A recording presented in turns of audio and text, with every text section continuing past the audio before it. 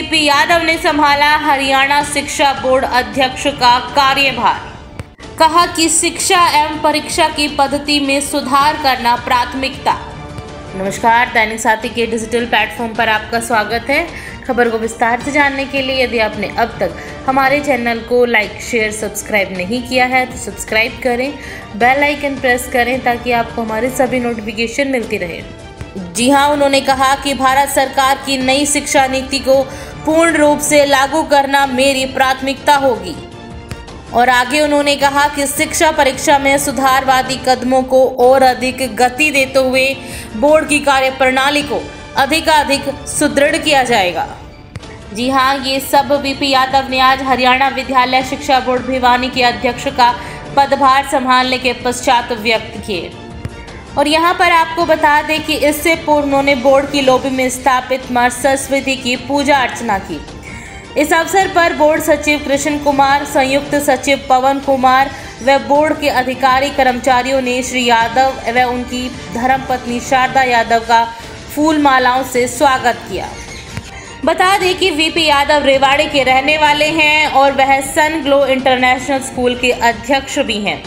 उन्होंने शिक्षा के क्षेत्र में लगभग 2.5 दशक का अनुभव होने के कारण उनकी अपनी एक विशेष पहचान है। उन्होंने भारत सरकार की नई शिक्षा नीति का गहराई से अध्ययन मनन किया है। उनकी नियुक्ति के पीछे वजह भी यही मानी जा रही है कि वह लोक प्रशासन में शिक्षा में स्नातक होने के साथ वे लॉ ग्रेजुएट भी हैं। और आपको बता दें कि वे केंद्रीय माध्यमिक शिक्षा बोर्ड से जुड़े संगठन सहोदय के जिला अध्यक्ष भी रहे हैं।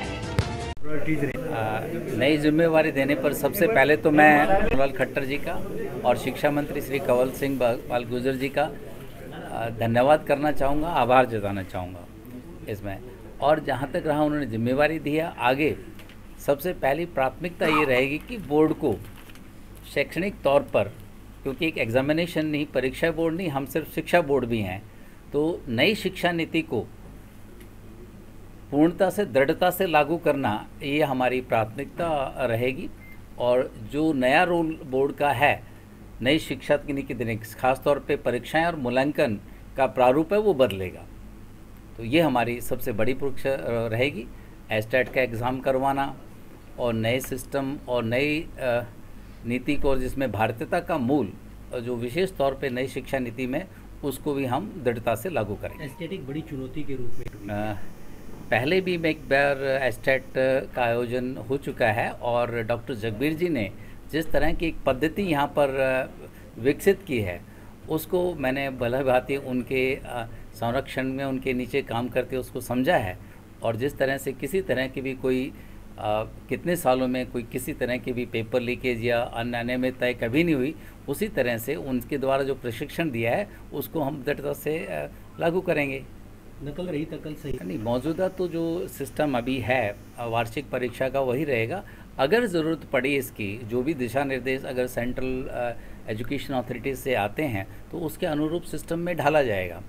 और जहाँ तक रहा नकल रहित परीक्षा करवाने का, इसके अंदर भी जो वार्षिक परीक्षाएं होते हैं या स्कूली परीक्षाएं होती है, इसमें भी हम टेक्नोलॉजी इंटीग्रेशन का जो है फ़ायदा लेते हुए या उस टेक्नोलॉजी इंटीग्रेशन करके कोशिश करेंगे कि उसमें पूर्णतः एकदम रोक लग जाए और ज़ीरो टॉलरेंस की पॉलिसी अपनाई जाएगी। इसमें नया क्या करने की मंशा है डॉक्टर साहब? नया तो यही है कि शिक्षा के अंदर जो नए नए आयाम स्थापित हो रहे हैं उन आयामों के ऊपर खरा उतरना, उनको दृढ़ता से लागू करना और एक बहुत ही अच्छा सुव्यवस्थित जो है शिक्षा का नया सिस्टम एस्टेब्लिश करना, यही रहेगा प्राथमिकता। 8वीं कक्षा के बोर्ड को अभी हम सरकार का आदेश की जो है इंतज़ार कर रहे हैं। जैसे ही सरकार हमें आदेश देगी उसके अनुसार उसे लागू कर देंगे। बोर्ड कितना तैयार है 8वीं की परीक्षा? बोर्ड की पूर्णतः 100% तैयारी है।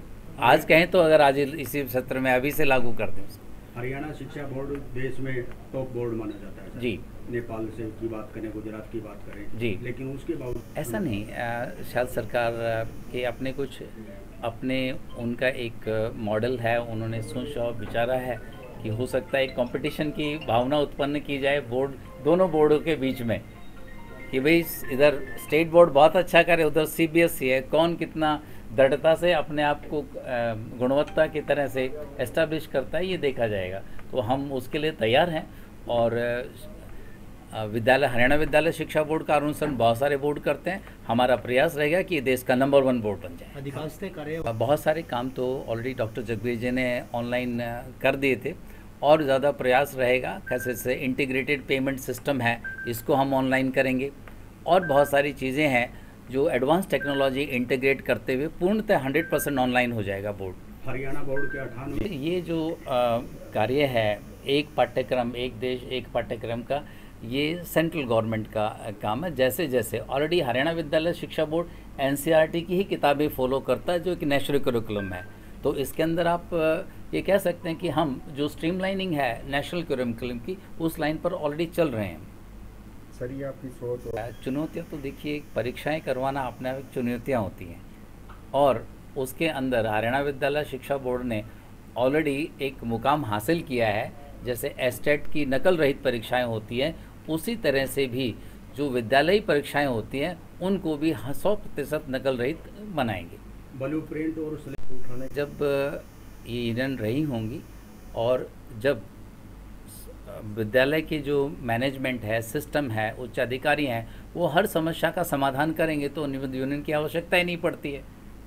तो मुझे लगता है कि उससे पहले ही डॉक्टर जगबीर जब जाए, उनके बाद धीरे धीरे सभी यूनियन अगर ख़त्म होगी, मतलब उनकी सभी मांगे तकरीबन सब पूरी कर दी गई हैं, इसलिए उसकी आवश्यकता नहीं पड़ी हुई। तो आप कर्मचारियों की कोई समस्या होगी, कोई दिक्कत होगी, तो उसको कैसे सोल्व किया जाए? जो भी समस्याएं आएंगी, उनकी मांगे होगी, उस पर पूरा विचार किया जाएगा, और जायज़ होगी उनको पूरा भी किया जाएगा। 8वीं के बोर्ड को लेकर के सर, क्या प्राइवेट स्कूल एसोसिएशन कई रोड़ा अटकाए हुए, जैसा कि डॉक्टर जगबीर सिंह ने उस दौरान मंच पर भी कहा कि कहीं न कहीं प्राइवेट स्कूल एसोसिएशन नहीं चाहती कि 8वीं का बोर्ड लागू किया जाए।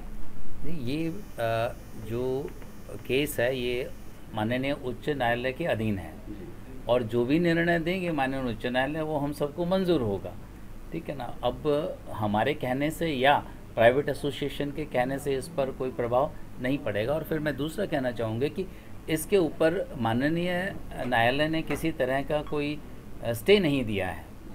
तो एक तरह से ये ग्रीन बोर्ड है, मतलब ग्रीन सिग्नल है to go ahead with the examination. और जब भी सरकार का हमें आदेश होगा, उसके लिए हम तैयार हैं परीक्षा करवाने के लिए, वो करवा दी जाएंगे। ठीक है सर।